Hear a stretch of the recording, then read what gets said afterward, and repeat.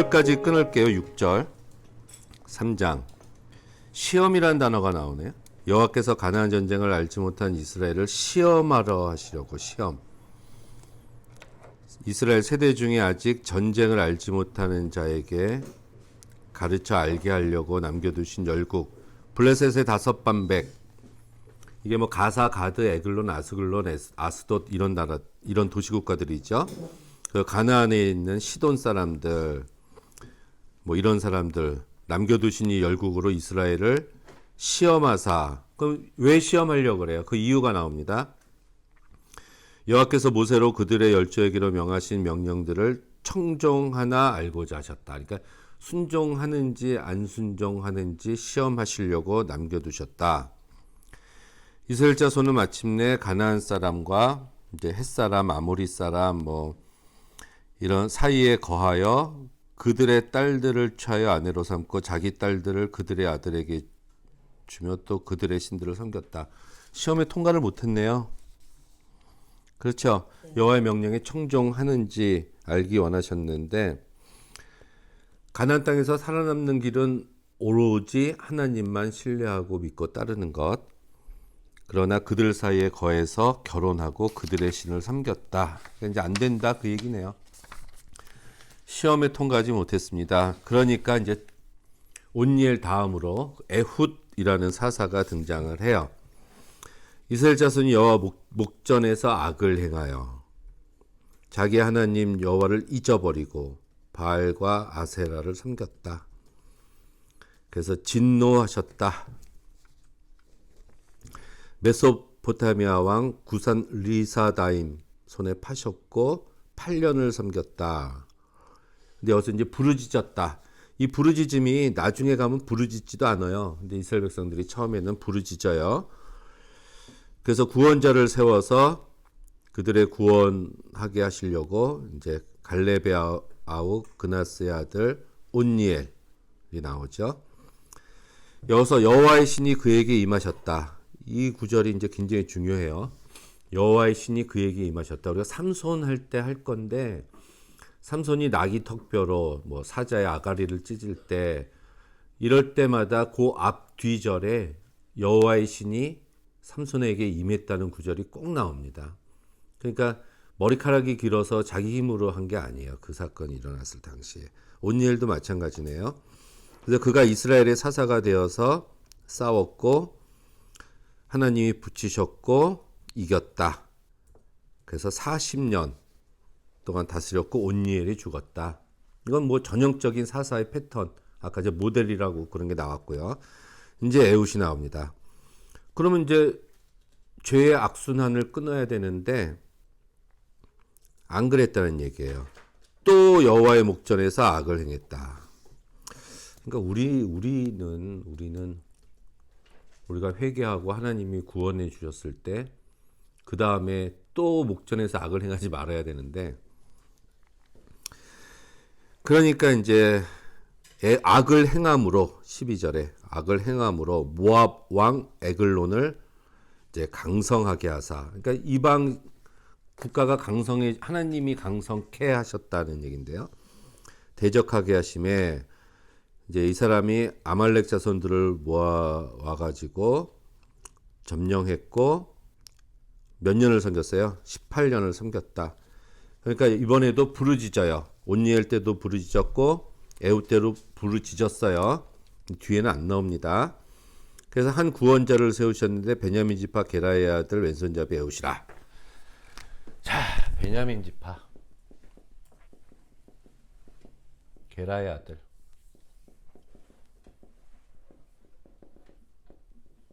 왼손잡이.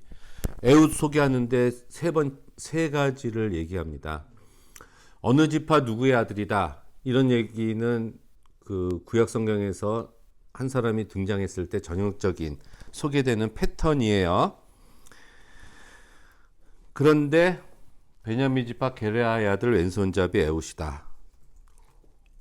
어떤 것 같아요? 이게 이슈예요. 이슈. 사람.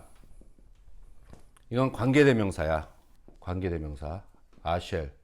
관계대명사. 이게 야드가 손이에요. 이게 예니노라는 건데 이게 장애라는 뜻이야, 장애.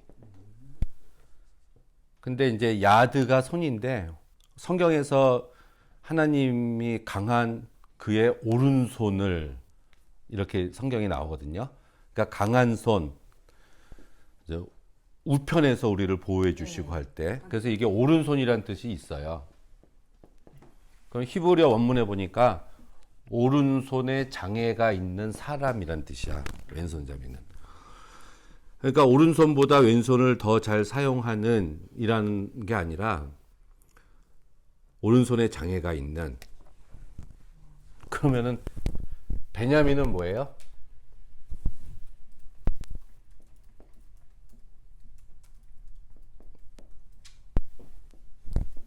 이게 야드야, 야드.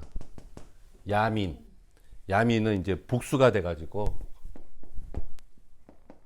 야드에서 야민으로 됐거든요.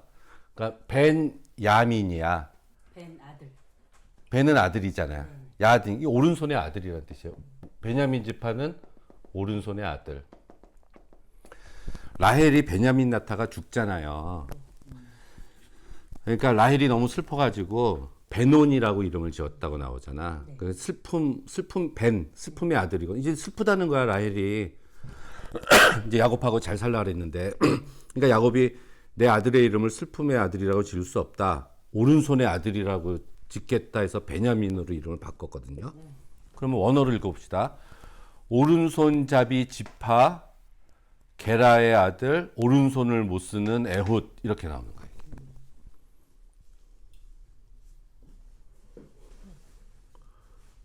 왼손을 잘 쓰는 게 아니라.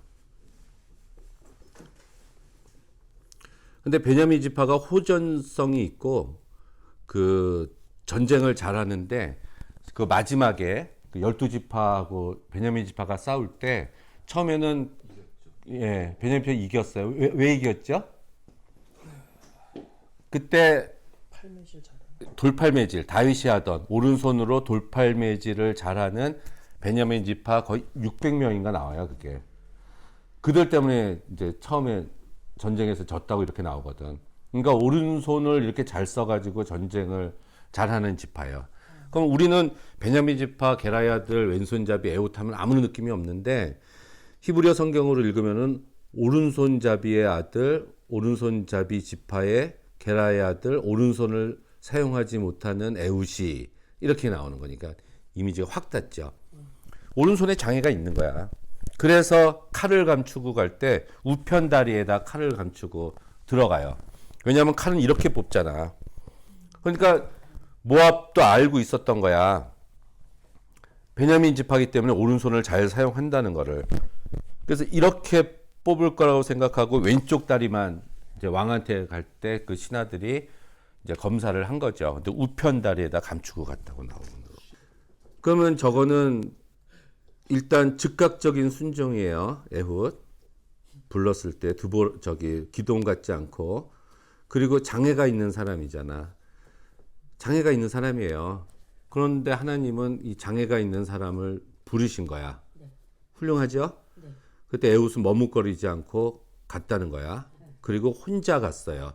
장애가 있음에도 불구하고 하나님이 쓰시면 큰 일을 할 수 있다는 거지. 4월 며칠이 장애인의 그 날이 있던데, 그때 우리가 할 수 있는 설교입니다.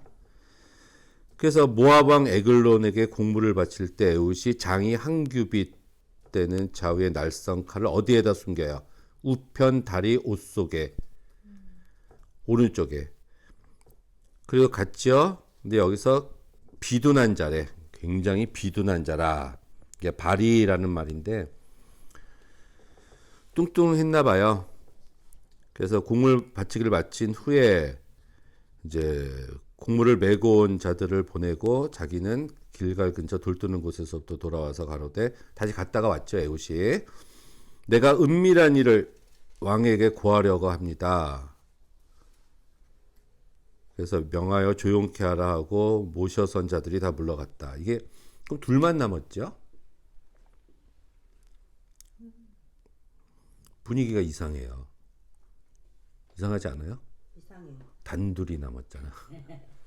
왕이 여자였나? 남자였는데 음모가 있는 거죠. 그런 이미지가 지금 여기서 보여요. 남색에 대한 이런 이미지가. 예. 그렇게도 해석을 해요. 동성애적으로. 난 음모를 가지고 간 거거든요. 그래서 에훗이 왕 앞으로 나아갔고 왕은 서늘한 다락에 홀로 앉아 있는 중이다. 그렇지 않고는 홀로 있질 않거든. 왕들은 항상 그 독살이나 암살의 위협에 대비를 합니다. 동서고금을 막론하고 에훗이 가로되 내가 하나님의 명을 받들어 왕에게 고할 일이 있나이다 하매 좌석에 일어서니까 에훗이 왼손으로 우편 다리에 칼을 빼서 왕의 몸을 푹 찔렀다. 비둔해가지고 그리고 찌르고 빼야 되는데 칼자루도 나를 따라 들어가서 그 끝이 등 뒤까지 나갔고 칼을 그 몸에서 빼어내지 아니 기름이 엉겼기 때문이다. 동탁하고 비슷한 사람인 거 이상하다. 그렇죠. 모압 왕 에글론이 비둔 몸집이 있었던 것 같고 칼을 해서 빼지 못하고 이제 기름에 엉켜 있었다 이렇게 나오죠. 그러고 나서 이제 에훗이 이제 도망 나왔어요. 그 다락방 문을 이제 잠갔고 왕의 신하들이 와서 이제 잠긴 것을 보고라도 왕이 다락방에서 발을 가리운다. 발을 가리운다는 얘기는 용변을 본다는 얘기예요. 이거 그 사울하고 다윗 사무엘상 24장에도 나와요. 그러는가 보다 하고 오래 기다려도 왕이 이제 오지 않으니까 열쇠를 취해서 열고 본즉 이미 죽어 있었다. 그래서 기다리는 동안에 에훗이 도망갔고 이제 사람들을 이제 모아가지고 나를 따르라 손에 붙이셨다. 그래서 따라가서 다 죽였고 모압 사람 1만 명을 죽였고 다 역사여 용사였더라. 이렇게 나옵니다. 그리고 80년 동안 태평했다. 설교 제목 나왔습니다. 나왔죠. 이거 하나 가지고 충분히 되죠. 약함을 강점으로. 이 잉글리시 스탠다드 버전 보면은 그 변이 나왔다는 구절이 적혀 있네요. 22절 끝에. 그렇게 해석을 거긴 했겠지. 예, 그러니까 ASV는. 배에서 칼을 빼지 않았고 변이 나왔다. 그래서 그 다음에 발을 가려운다는 얘기가 뭐 그래서 나왔나 싶은 생각이에요. 그 사울이 동굴에 있었을 때 다윗이 죽일 그 찬스가 있었을 때도 사울이 발을 가리우고 있었다고 나오거든. 그것도 마찬가지예요. 여기서 24장 3절이요. 그러니까 이제 나는 뭐가 부족해서 못해요. 나는 이것도 못해요. 저것도 못해요. 그게 아니란 얘기입니다. 그러니까 하나님이 부르시면 다 쓰실 수 있다는 건데 요 바로 뒤에 삼가라고도 똑같아요. 한 절밖에 안 나오는데 에훗 후에 아나세 아들 삼갈이 사사로 소모는 막대기로 블레셋 사람 600명을 죽였고 그도 이스라엘을 구원하였더라고 딱 끝납니다. 짧죠? 근데 요거 가지고도 우리가 한 절 가지고 할 수가 있어. 근데 이제 둘을 합쳐서 하면은 에훗은 장애가 있는 사람, 삼갈은 보통의 사람. 예. 보통 사람. 보통 사람이에요, 이 사람. 농사 짓고 있었다는 얘기거든. 근데 이 둘은 즉각적인 하나님의 명령에 순종했다. 바로 뭐 내가 사사가 맞나요? 뭐 증표를 보여주세요. 뭐 이런 게 전혀 없었잖아요.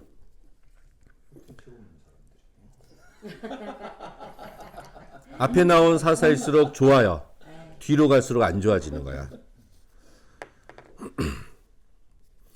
근데 모압 왕 에글론이 죽었을 때 80년 동안 태평했으면 굉장히 오랜 시간인데요. 제일 길어요. 사사기에서 80년은.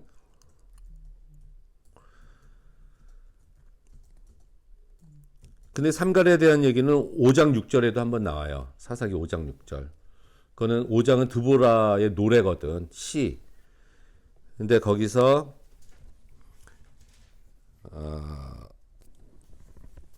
5장 6절에 야엘 나오면서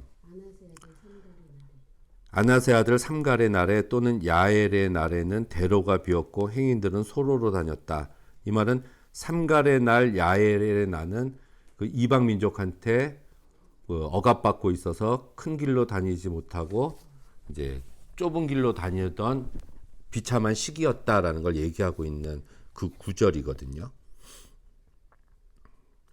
아무튼 드보라의 노래의 삼갈의 날이나 삼갈이라는 이름이 한 번도 언급된 걸로 봐서 성경에는 한 절밖에 안 나오지만 이스라엘 사람들에게는 삼갈이라는 사람 자체가 굉장히 유명했었던 것 같고요.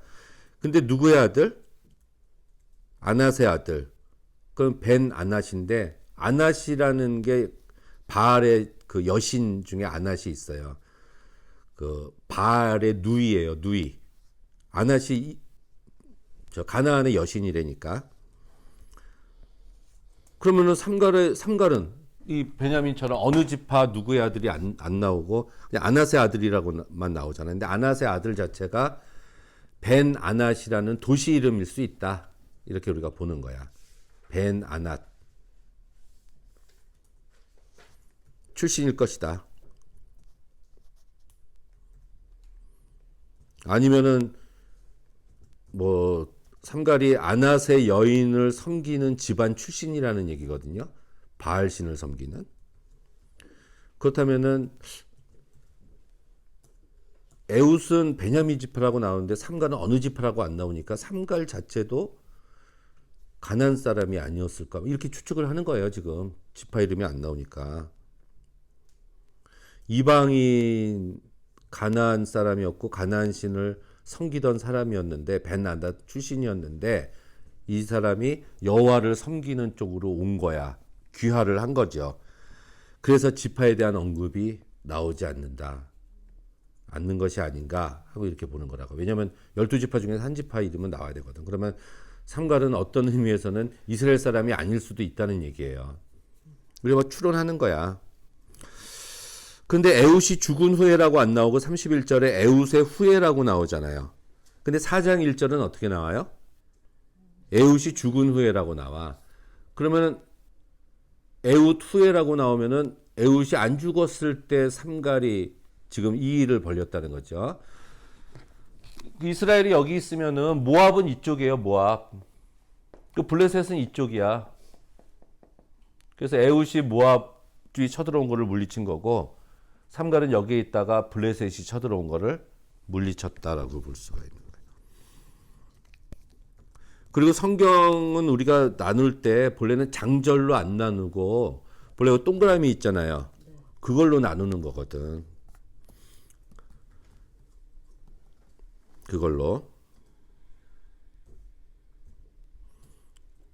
그러니까 그러면은 4장 1절부터 새로 시작하는 게 아니라 사실은 31절부터 새로 시작하는 거다. 3장 31절부터. 그렇게도 볼 수가 있다는 거야. 시작을. 그러면 우리가 31절부터 시작하는 걸로 이걸 읽어보면은 그리고 직역해서 뭐 원어로 읽어보면 그리고 에웃의 뒤에 아낫의 아들 삼갈이 있었다. 그도 역시 이스라엘을 구원했다. 뭐 이렇게 시작할 수가 있는 것 같아요. 그도 이렇게 에웃과 더불어 삼갈도 구원했다. 왜냐하면 그렇게 되면 4장 1절 시작할 때 삼갈이 죽은 후에 이렇게 시작해야 돼. 앞에 삼갈이 나왔으니까. 그렇게 하지 않. 같이 사역했다 이런 얘기예요. 각기 다른 지파에서 활동을 했다는 거. 세월이 지나서 뭐 죽긴 죽었겠지. 근데 대사사였던 에훗만 이제 언급을 하고 있다는 거. 근데 에훗과 삼갈이 죽은 후에 이스라엘이 또다시 목전에서 악을 행했다. 우리가 그렇게 볼 수가 있는 부분이에요. 4장에는. 그렇다면 아까 태평시대가 80년이라 그랬으니까 에훗이 모압 왕을 죽이고 나서 굉장히 좀 시간이 좀 많이 지난 후에 삼갈이 나타난 것이 아니었을까. 그럼 에훗의 말년에 삼갈이 나타났다는 거고. 또다시 하나님의 목전에서 악을 행했기 때문에 블레셋이 쳐들어왔었던 것이다. 그래서 늙고 쇠약한 에웃을 대신해서 삼갈이 행동대장을 했었다는 거. 근데 문제는 아까 블레셋은 철기 문명을 가지고 있었다 그랬잖아요. 그래서 철을 가지고 쳐들어왔었을 때인데 이 삼갈은 그냥 막대기, 소모는 막대기로 물리쳤대. 농부라면 누구나 가지고 있는 소모는 막대기입니다. 이게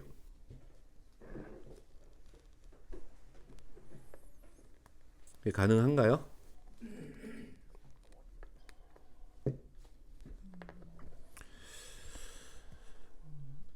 에웃 한 명이랑 600명이랑 싸운 건가요? 아니면은 그냥 그 에훗을 중심으로 한 여기서는 한 명이라고 봐야 돼. 이제 에웃은 모아방을 만나러 갈 때도 물론 혼자 갔죠. 에웃도. 근데 갔다 와서는 군사들을 모아가지고 아까 뭐 10,000명인가 12,000명을 죽였다고 이렇게 나오잖아요. 삼갈은 한 명. 근데 삼갈은 그냥 농사 짓고 있다가 블레셋이 쳐들어왔다. 그러니까 그냥 그 막대기 들고 나가서 600명 죽이고 돌아왔다. 그냥 요 구절만 나오는 거야. 목동들을 끌고 나갔을까요? 안 써 있으니까.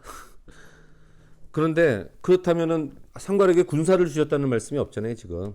권력을 주신거나 뭐 힘을 줬다. 아까 여호와의 신이 감동했다는 말이 나왔는데 그 온니엘 할 때는 삼갈한테는 그런 여호와의 신이 감동했다는 말도 안 나오고 강력한 무기를 줬다는 말도 안 나오고 일터에서 일하다가 부름 받고 그냥 일할 때 쓰던 소모는 막대기 들고 부르심의 즉각적인 순종. 여기서는 즉각적인 순종인 것 같아요. 술을 많이 먹고 갔나? 그럴 수도 있지. 소떼를 몰고 가가지고 다 짓밟게 한 다음에 밖에 뭐 그러니까 설교에는 써먹지 마십시오. 그럼 뭐 준비된 무장이 아니라 그냥 일하다 말고 말씀하신 대로 나가서 뭐 자기가 갖고 있는 모든 동원 가능한 수단을 강구해서 죽였겠죠. 왜? 이게 즉각적인 순종이니까 자꾸 제가 그거 외에는 막대기보다 더 강력한 무기를 찾으려고 주변을 두리번거리지 않았고 내가 지금 어떻게 싸움을 할까 하고 전략, 전술을 고민하지도 않고 그냥 달려갔다는 거예요. 삼갈은. 차 타고 달려갔다고 닮았지. 나서 타고 그냥 하나님만 믿고 달려갔다는 거죠. 그래서. 이게 핵심은 하나님만 믿고 다 갔다는 게 핵심인 거예요. 예, 그래서 도구를 탓하거나 여건을 보지 않고 하나님의 부르심에 순종해서 사사의 사명을 감당했다. 삼갈에게서 얻을 수 있는 교훈은 이거. 왜냐하면 우리들은 육신의 눈을 보고 판단을 하잖아요. 도구와 환경을 탓합니다. 그러면서 주어진 사명을 미루고 있죠. 미루고 있지는 않은지 우리가 하나님의 부르심에 순종해서 응답하기 위해 손에 든 내가 가지고 있는 그러니까 이게 손에 든 막대기는 지금 있는 거란 얘기거든. 그거를 들고 따른다면 하나님께서 그 막대기의 역사를 해주실 것이다. 지금 있는 거기도 하고 흔한 거기도 하고 모두가 다 가지고 있는 거기도 하고 내가 가지고 있는 거, 내가 지금 가지고 있는 뭐 능력이나 뭐 이런 거 가지고 하라는 얘기죠. 3대지가 나왔습니다. 지금은 블레셋 아까 그 삼갈의 날에 야엘의 날에 할 때 이 삼갈의 날은 블레셋 압제하에 있었던 날이고 요 드보라 야엘이거든요. 그때는 하솔 왕 야빈이잖아. 하솔의 압제하에 있었던 그 압제가 굉장히 극심했었던 시기라고 드보라가 노래를 하고 있는 거예요. 그때 삼갈을 찬양한 거야, 드보라가. 대로가 비었고 오솔길로만 사람들이 다녔다. 이스라엘이 황폐했다는 모습을 보여주고 있는 거거든요. 극심했다는 거야, 이들의 압제가. 그러니까 그랬기 때문에 대로로 지나다니면은 자기가 가지고 있는 모든 것들을 빼앗길 위험에 처했었다는 얘기입니다. 그러니까 길이 비었다는 얘기예요. 이때는 다니는 사람들이 없었다는 얘기예요. 다 숨어서 살고 있었던 시기라는 거지. 그러니까 치안 상태가 불안하다는 거예요. 그럼요, 그렇죠. 뭐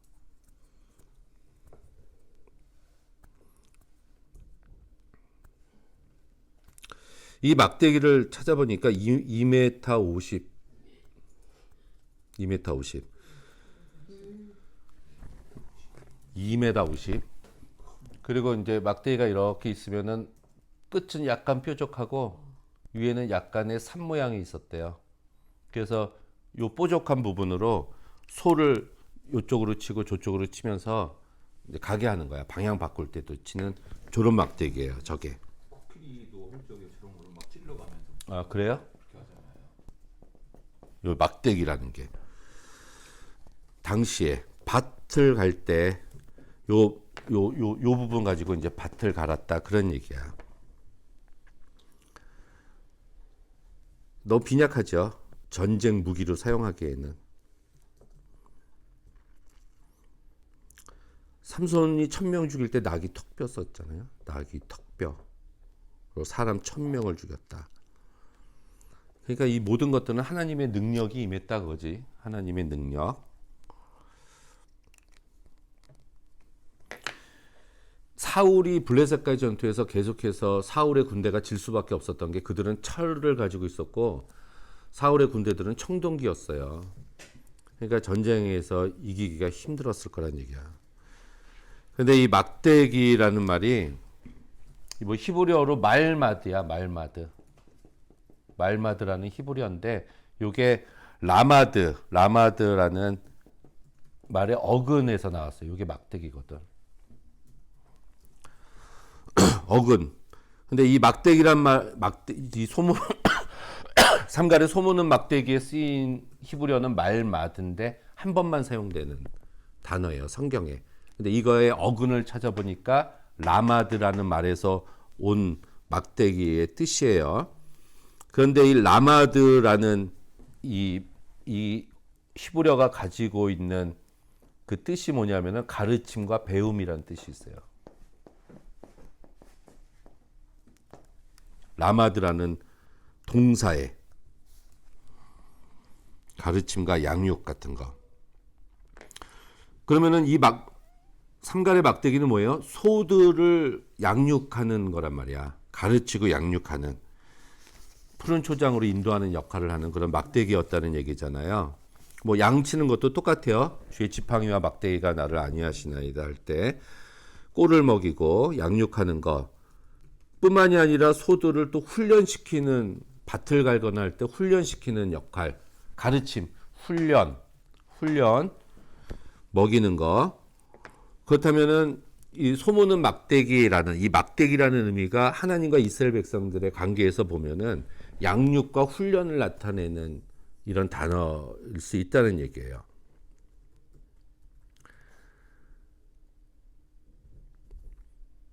그러니까 삼갈이 요 막대기를 가지고 소를 이쪽 저쪽으로 인도하는 것처럼 하나님의 막대기가 이스라엘 백성들을 이쪽 저쪽으로 가르치고 양육한다. 이런 의미. 하나님의 인도하심이다. 왜냐하면 사무엘하 7장 14절 사람 막대기와 인생 채찍으로 하나님께서 백성들을 가르치신다. 이런 말씀이 나오거든요. 사람 막대기와 인생 채찍. 또 아비가 자녀를 올바른 길로 인도하듯이 7장 14절 백성들을 이끄시는 하나님의 모습에도 이런 막대기. 그렇다면은 그냥 소모는 막대기가 아니라 이 삼갈의 이 막대기는 이런 의미를 가지고 있는 게 아니었을까. 이렇게 우리가 볼 수가 있다는 거죠. 소는 우매하잖아. 그것처럼 지금 이스라엘 백성들도 우매해요. 소나 양처럼 우매한 이스라엘을 다스리려고 하는 하나님의 손길이 막대기를 통해서 나타난다는 얘기예요. 능력의 막대기네. 우리가 한 절에서 뽑을 수 있는 게 많잖아. 이러면은 기본형으로 배우다고 라마드의 기본형은 배우다의 뜻이 있고 히브리어는 강조형이 있어요.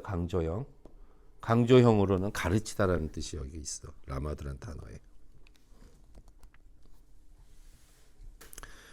그러니까 결국은 하찮은 막대기도 하나님의 손에 들리면은 구원의 도구가 될 수도 있다. 우리가 문맷돌하고 비슷한. 골리앗은 그거는 그냥 돌이잖아. 골리앗을 죽인 돌. 그러니까 하나님 손에 그 돌이 들리면은 예, 예, 그렇죠. 그렇죠. 그래서 삼갈이 모는 막대기는 곧 우리를 이끄시고 생명의 푸른 초장으로 인도하시는 하나님의 훈련의 막대기, 또 사랑의 막대기가 될 수가 있다.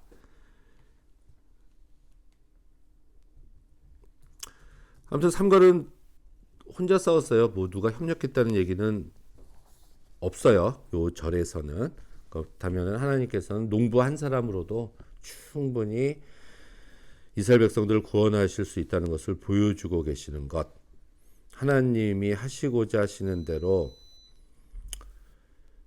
이스라엘을 구원하실 수도 있고 내칠 수도 있는 하나님이시지만 삼갈의 손에 들게 하신 막대기를 통해서 이스라엘 백성들이 깨닫기를 원하시는 것이 아니었을까.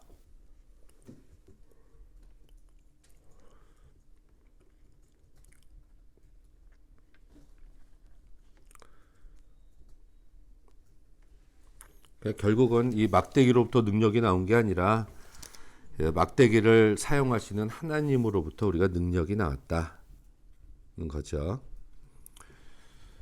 그래서 이 하나님의 능력으로부터 나온 이 나무 막대기요, 이 나무 막대기는 철로 만든 무기를 능가하는 강력한 무기가 될 수가 있다. 영적 전쟁의 한가운데 있는 우리들은 전쟁할 생각은 하지 않고 무기만 탓하고 그 자리에 머물러 있는 사람이 된다면 삼갈을 기억하자. 하나님께서 삼갈의 소모는 막대기를 사용하였음을 우리는 기억해야 된다. 네. 그럼 됐죠? 삼갈? 삼가하겠습니다.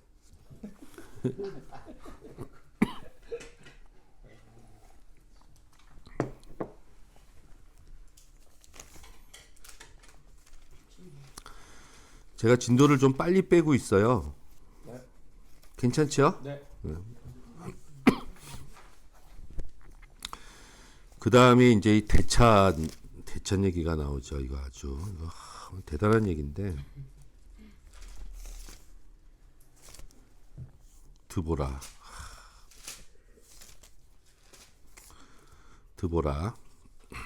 목사님 드보라 이름 뜻이 뭐예요? 벌꿀. 얼굴. 예. 근데 드보라, 드보라 이게 이제 다발 하면 말씀도 되잖아요. 말씀이 꿀송이처럼 달다. 그렇죠, 그렇죠. 이게 드보라는 아주 길어요.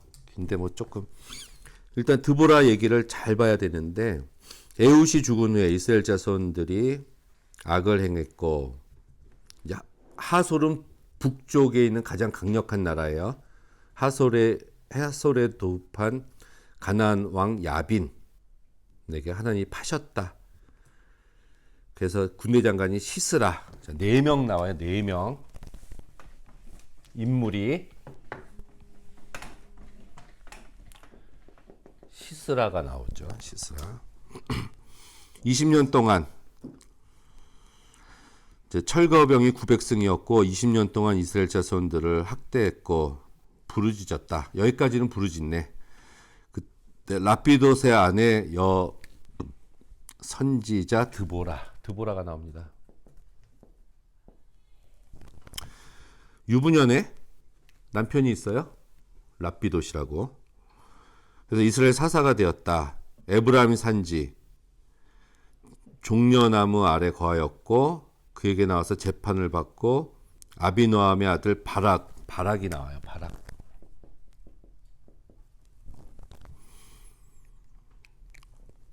바락을 납달리 게데스에 불러다가 그에게 이르되 하나님이 말씀하셨는데 너는 이제 드보라가 바락한테 얘기하는 거예요. 납달리 지파, 스불론 지파 10,000명을 거느리고 다볼산으로 가라.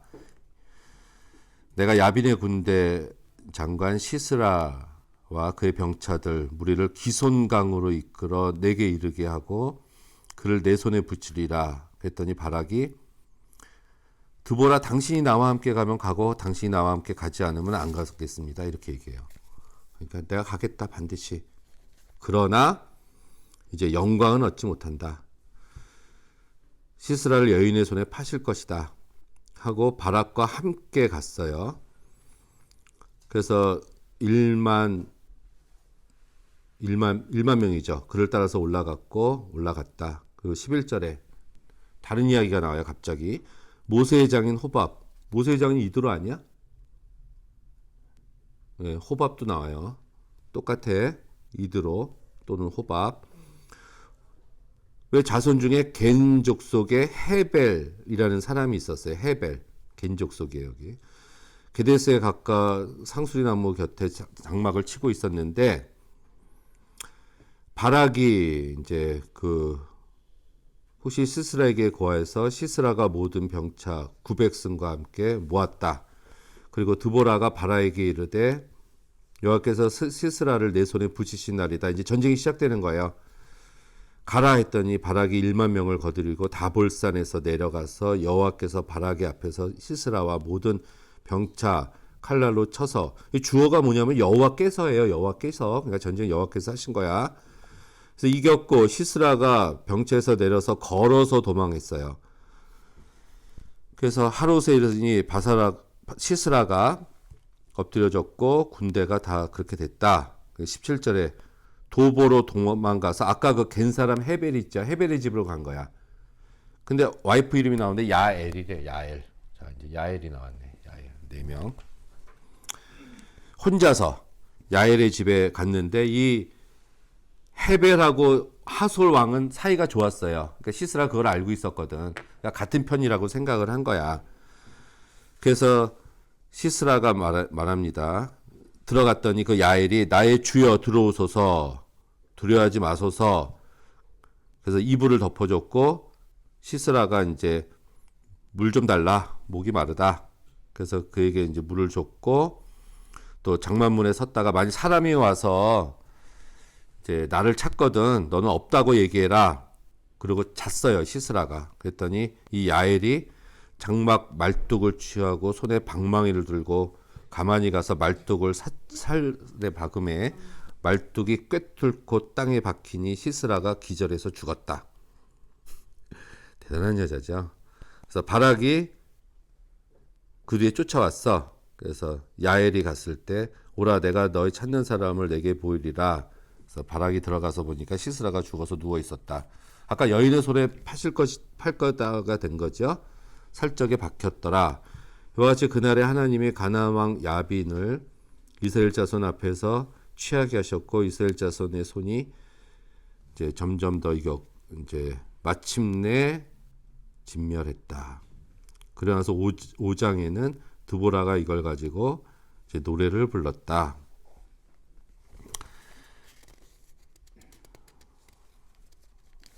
아까 삼갈의 날, 야훼의 날 이렇게 나와요.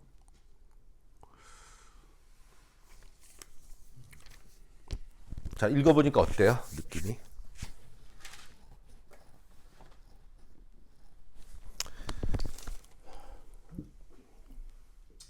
되게 무시무시한 시절이었는데 남자건 여자건 할 거 없이. 어쩌면서 죄를 지으면 아니 기본적으로 이 당시의 문화 자체가, 삶 자체가 뭐 여자 남자 할 거 없이 죽이고 살리고 하는 것들에 대한 것이. 사무엘상 12장 11절.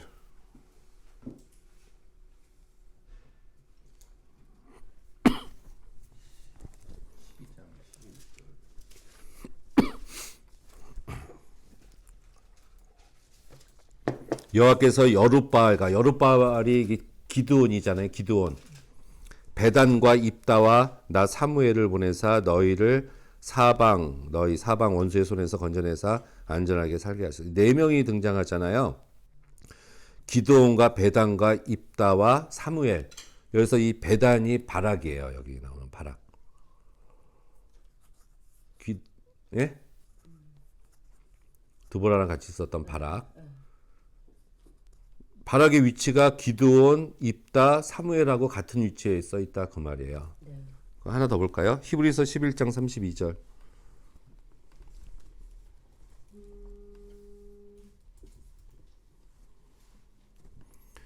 11장 32절에 보면 내가 무슨 말을 더하리요 기드온, 바락, 삼손, 입다, 다윗 및 사무엘과 선지자들의 일을 말하려면 내게 시간이 부족하다. 여기는 바락이라고 나오네. 그러면은 그의 바락의 위치가 어느 정도예요? 기드온, 삼손, 입다, 다윗, 사무엘과 같은 위치가 이 바락이야. 이 기드온보다 부족한 사람이 아니에요. 여기서 이 바락이. 자, 느낌이 어때요? 이거 보면은 근데 드보라한테 쩔잖아. 이건 간단해요. 찌질한 남자와 멋진 여자 이야기야. 그렇게 나눠주는구나. 네, 찌질한 남자 둘과 멋진 남자 둘. 아니, 찌질한 남자 둘과 멋진 여자. 이 바락은 기도는 당신이 나와 함께 가면 내가 가고 당신이 안 가면 나 못 가겠어요. 그러니까 데리고 가요. 근데 바락이 멍청한 사람이 아니야. 이 뒤에 보니까. 네. 그 시스라는 혼자 도망가가지고 군대 다 버리고 살겠다고 그 야엘의 손에 죽잖아. 야엘이 그 일을 하고. 멋지죠. 멋진 여자들이지. 무서워요.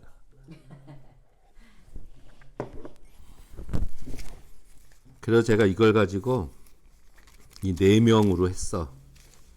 드보라부터 봅시다. 4명을 할 거야.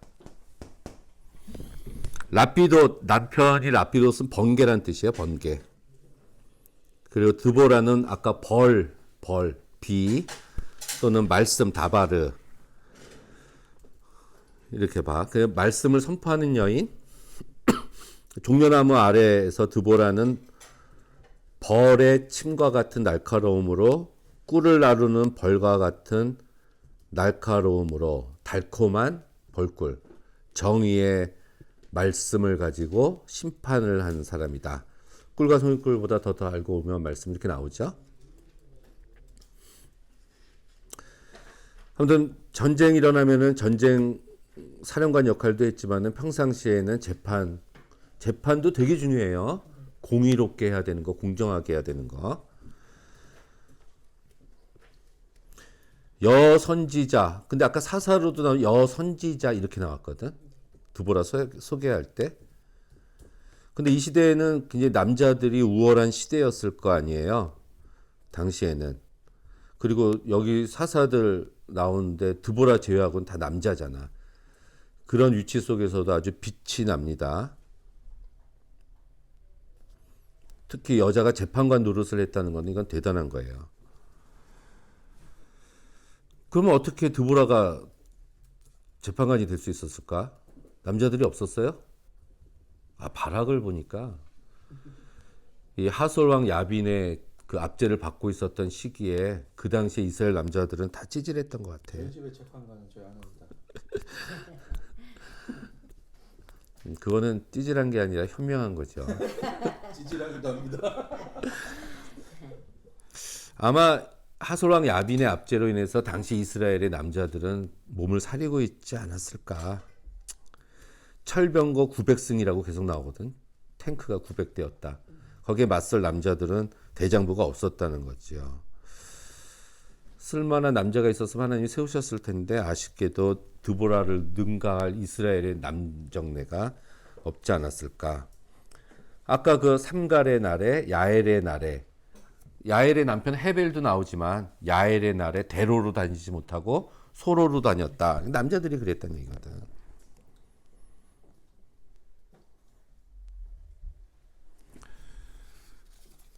소로로 다녔다. 아까 그 노래할 때 오솔길로 다녔다.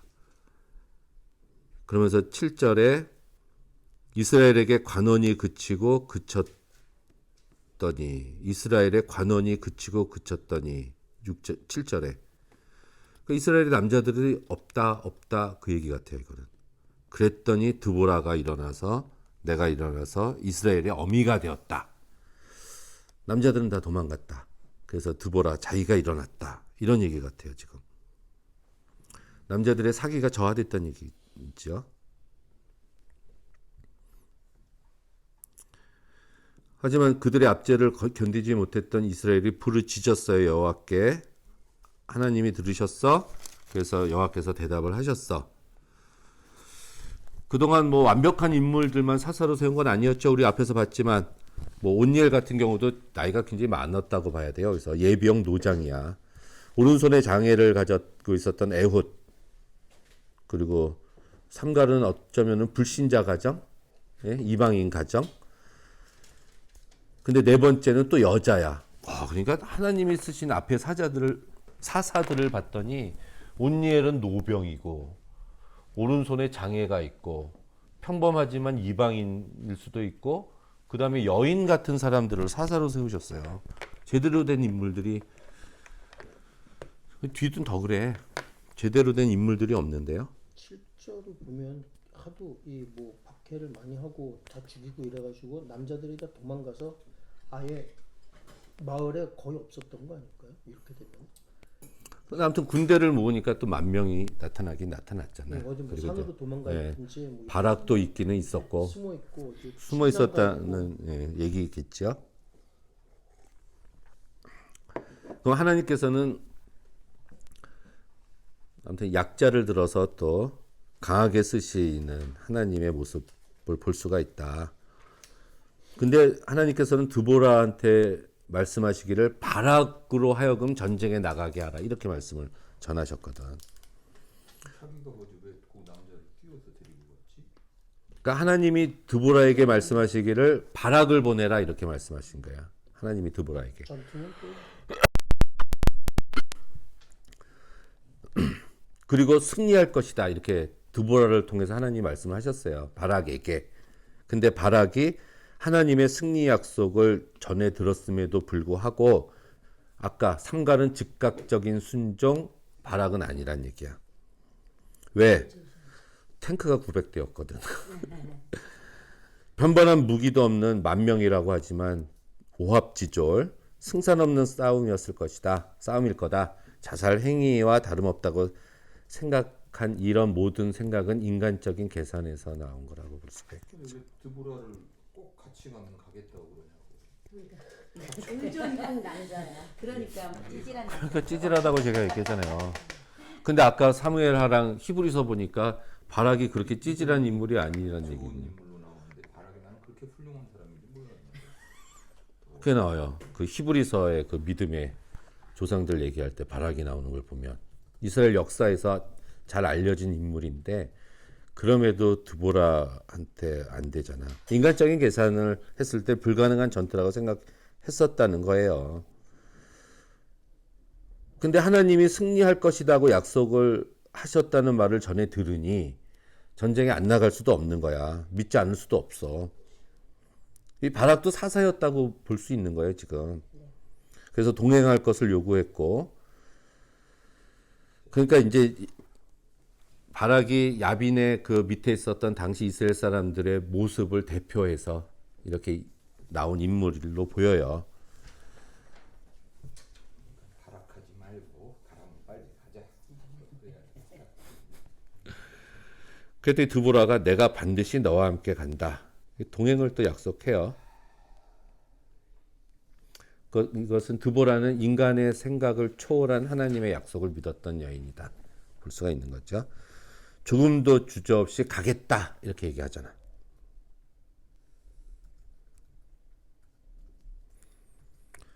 뭐 현실적인 어떤 대안을 드보라가 제시한 게 아니에요. 바락으로 하여금 그냥 하나님이 승리하게 해주신다 그 말만 한 거예요. 10,000명 데리고 가라 이렇게. 그래서 함께 게데스로 가서 명령대로 납달리 지파와 스불론 지파 10,000명을 불렀고, 그래서 이제 전쟁이 끝났다는 소식을 듣고 시스라가 철병거 900과 온 군대를 기손강으로 집결시켰다는 거. 자, 아까 여호와께서가 주제라 그랬죠, 전쟁에서. 그러니까 하나님이 하시는 거야. 완료 시제. 그러니까 분명함을 밝힐 때 쓰이는 시제가 쓰였어요. 그리고 여호와께서 너의 앞서 나가지 아니하시느냐 14절에 그렇게 얘기합니다. 믿음장 아까 11장 32절에 보면은 드보라는 안 나오네요. 기드온, 바락, 삼손, 입다 이렇게 나오지 드보라라고 안 나오네. 거기에 들어가 있지를 않네요.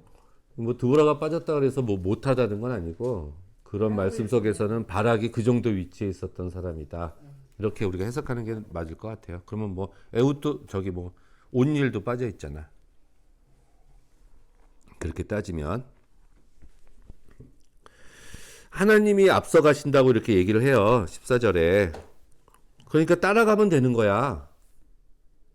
여호와의 뒤를 쫓아가기만 하면 되는 거. 15절에 이제 격파하셨어요. 여호와께서. 그리고 시스란 걸어서 도망갔고 아까 바락 함께 가겠다고 하면서 대신에 영광은 여인의 손에 넘어갈 것이다. 드보라가 얘기했죠. 그 약속의 말씀이 성취가 됐는데 이 5장에 보면은 이 전쟁 묘사가 그 드보라의 노래에 보면은 전쟁 묘사가 더 자세하게 나옵니다. 어떻게 된 거냐면은 드보라가 1만 군대를 이끌고 다볼산 꼭대기로 가요. 꼭대기. 산 꼭대기. 그러면은 이 탱크는 산으로 못 올라가잖아. 그 철병거가 기송강 평야의 진을 치고 있어요, 지금. 이 드보라 군대가 이제 산에서 내려오면은 시스라가 치려고 준비를 하고 있었다는 거야. 그때 갑자기 폭풍우가 몰아치고 강이 범람을 해요. 기송강에 진치고 있었던 시스라 군대에. 그 진흙탕이 돼버린 거야. 그러니까 철병거가 소용이 없는 거예요. 그때 이스라엘 군대가 내려와서 시스라의 군대를 격파하는 이런 전쟁 묘사가 나옵니다. 그 5장 8절에 보면 이스라엘 군사들 가운데 방패와 창이 보였던가 이런 말씀이 나오는데 8절에 그죠? 보였던가 보였던 곳 없었다는 거 아니에요? 이게 강력한 어떤 무기를 가지고 시스라 군대를 물리쳤다는 얘기가 아니라고 얘기를 합니다. 또 양치는 막대기랑 돌멩이랑. 예. 이런 강력한 무기로 전쟁에서 승리할 수 있는 게 아니라는 거예요. 뭐 지혜롭고 힘센 장군이나 탁월한 전략가, 용맹한 군대, 훈련된 군인들, 넉넉한 군량미, 지원, 많은 군대의 수, 완벽한 작전이 있어야 우리가 전쟁에서 승리할 수 있다는 것은 우리들의 생각이지 하나님의 생각이 아니라는 거죠. 그래서 사사기에 나오는 모든 전쟁은 믿음의 전쟁이다. 볼 수가 있습니다. 전쟁의 승패는 하나님이 함께 하시느냐의 문제네요. 그리고 하나님이 전쟁을 한 거야 지금. 그 입다 얘기에서도 하나님이 하셨다 이렇게 나와요. 지금 이 전쟁은 다 하나님이 하시고 있는 거야. 하나님이 함께 하시지만 하나님이 승리를 약속한 전쟁이죠. 이 전쟁은 하나님께 속한 것이다 라고 우리들은 믿기만 하고 따라가기만 되는 전쟁이라는 얘기예요. 그렇다면 오늘날 우리의 삶도 치열한 영적 전투 속에 살고 있잖아요. 그렇다면 우리가 얼마만큼의 믿음을 소유했는가에 따라서 전쟁 승패가 결정이 된다는 거.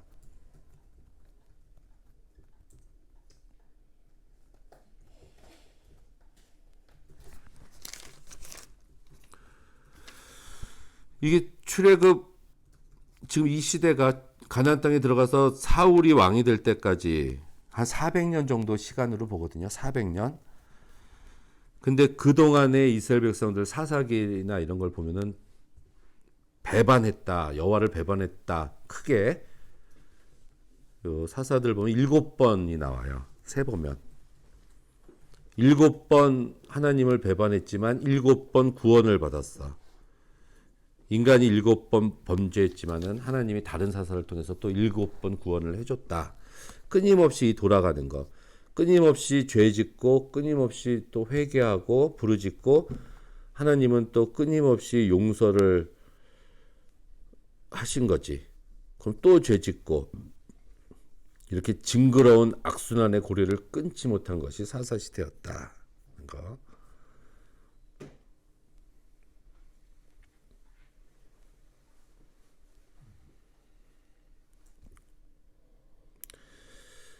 그리고 이 패턴이 이제 전쟁에서 승리하고 난 다음에 몇 년 동안 평안했다. 이 말이 나왔잖아요. 그래서 에훗이 이기고 났을 때 80년 동안 평안했다. 근데 삼갈이 죽고 나서 그 얘기 안 나왔죠. 삼갈이 이기고 나서는 그 얘기가 안 나왔다는 얘기예요. 그리고 입다, 돌라, 야일 같은 시대에도 그 태평했다 이 말이 안 나와요. 성경에. 그럼 아마 그 기간 동안엔 더 그 가나안화 되어가는 그런 과정이 아니었을까. 왜냐면은 이 삼갈이 죽고 난 다음에 아주 강력한 하솔왕 야빈이 나왔거든.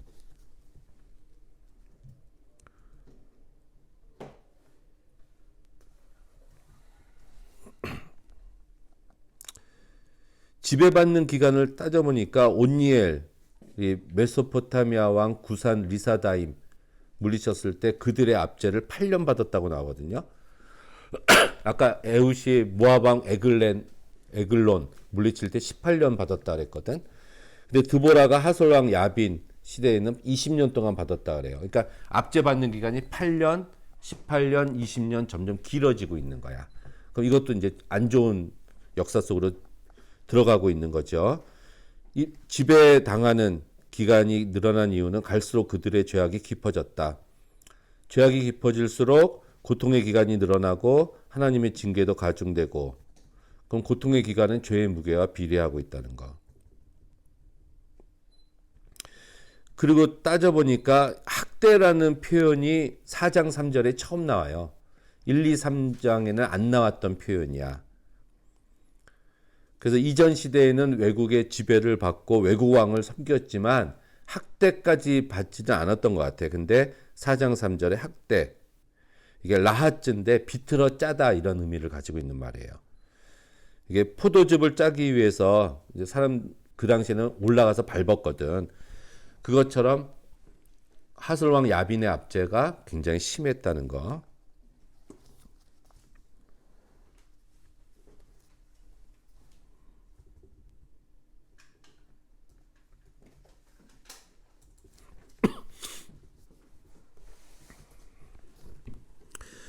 이 노래를 보니까 깰지어다 깰지어다 깰지어다 이 말이 아주 반복해서 많이 나와요. 4번 나오거든. 깰지어다가. 결국은 뭐야? 깰지어다. 영적 각성을 요구하는 외침이죠. 말씀에 붙들려 있어야 된다. 하나님께서 우리에게 하신 일을 기억하고 감사해야 된다. 우리의 인생을 하나님께 온전히 맡기고 하나님의 약속을 믿고 동행해야 된다. 하나님의 음성을 귀 기울여 듣고 삶의 어려운 순간에 항상 함께 하시며 함께 싸우시는 하나님을 의지해야 된다는 것을 깨달아라. 그걸 깰지어다 깰지어다 이러는 거.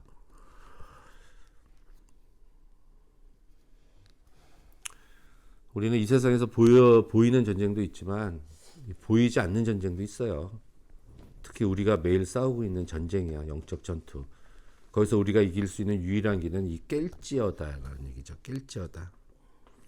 하나님이 가라 하시면 의심 없이 가고, 하나님이 승리를 약속하면 이미 이긴 줄로 믿는 믿음을 갖자. 구원의 은혜를 감사하고 죄악에서 돌이켜서 죄악의 악순환을 끊어버리는 삶을 살자. 아멘. 아멘. 자, 요게 드보라예요.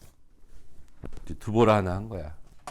그러면 같은 본문을 가지고 시스라, 바락, 야엘 입장에서 다시 할 겁니다. 같은 본문을 가지고.